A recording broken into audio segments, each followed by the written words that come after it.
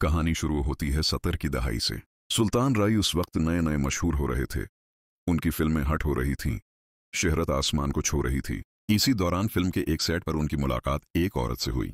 एक ऐसी खातून जो फिल्म इंडस्ट्री से थी, मगर रोशनियों से दूर, बहुत बावकार, बहुत बाशर्मी, बहुत संजीदा। कहते हैं कि जब सुल्तान राई ने पहली बार उन्हें देखा तो वो सिर्फ खूबसूरती से मुतासिर नहीं हुए, बल्कि उनकी गुफ्तगू, संजीदगी और अंदाज से मुतासिर हुए।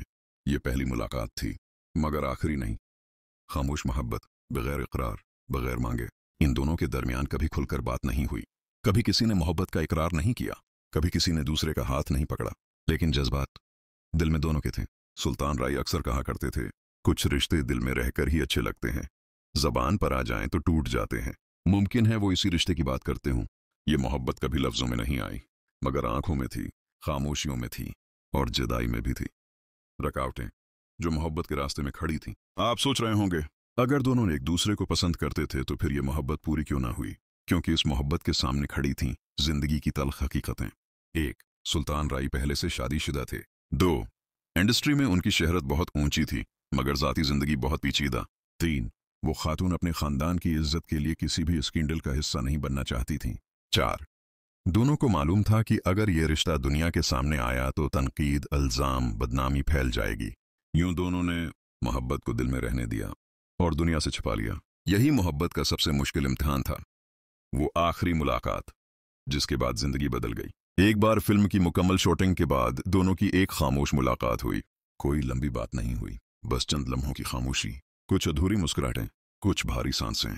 कहते हैं उस दिन वो खातून बहुत खामोश थी और सुल्तान राई भी आम से मुख्तलिफ। शायद दोनों जान चुके थे ये मुलाकात आखिरी है, और हक बात यह है, आखिरी ही थी। इस दिन के बाद वो औरत फिल्मी दुनिया से मुकम्मल तौर पर दूर हो गई और सुल्तान राई अपनी फिल्मों और जदोजहद में डूबते चले गए। मगर दिल में एक गोशा ऐसा था जो कभी खाली नहीं हुआ। आखिरी बरस, एक खामोश दर्द।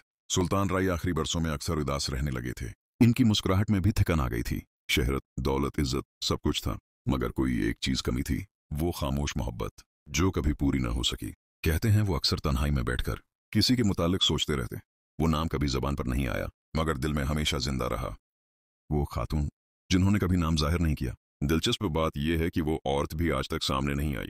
इसने कभी किसी इंटरव्यू में कुछ नहीं कहा, कभी कोई वावेला नहीं किया, कभी शहरत नहीं ली।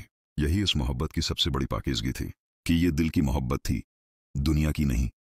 नतीजा, एक लाजवाल मोहब्बत। ये वो मोहब्बत थी जो न कभी शुरू हुई, न कभी खत्म, सिर्फ दिल में रही जिंदगी भर। और शायद आज भी लोगों के दिलों में एक सवाल छोड़ गई, काश रिजा पूरी हो जाती। ये कहानी बताती है कि लीजेंड्स भी इंसान होते हैं। इनके पास शहरत तो होती है, मगर दिल अक्सर खाली रह जाता है।